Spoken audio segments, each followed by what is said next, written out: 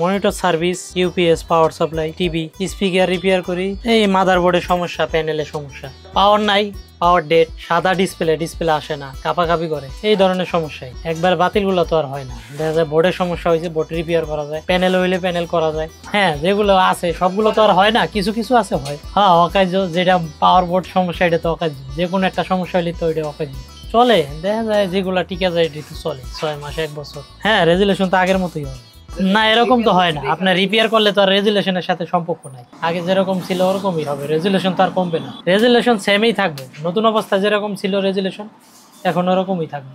এই ধরেন 800, 900, 1000, 1200, 1500 কাজের উপর ডিপেন্ড করে আর কি। প্যানেল রিপেয়ার এটা কাজটা ক্রিটিক্যালি কম। এই যে পাওয়ার বোর্ড 700, 800, 500 এরকম।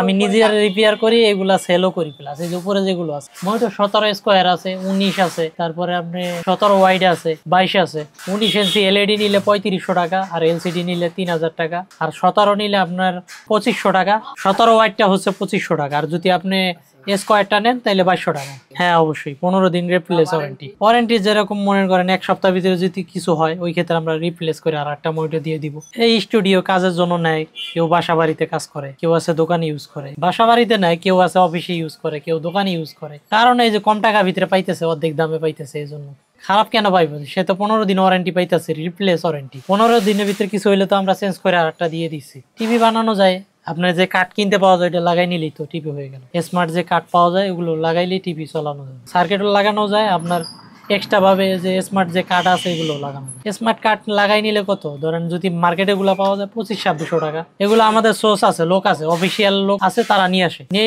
আমরা যেগুলো মনে হয় যে ঠিক করা যাবে ওইগুলা কিনি, আর যেগুলা মনে করেন রিপেয়ার সম্ভব না ওইগুলা কিনি না। কেনার তো ঠিক নাই, বুঝছেন না, কিনি বিভিন্ন দামে কিনি। 2000, 2500, 2200, ঠিক নেই, আরো বেশি দিয়েও কিনি। বিক্রি কত 3000, 3500, 2500, 2200 এরকম। এগুলা তো ফালাই দেয় বাঙ্গারি, একবারে নষ্ট যেগুলো, এগুলা বাঙ্গারি কাছে বিক্রি করে দিই।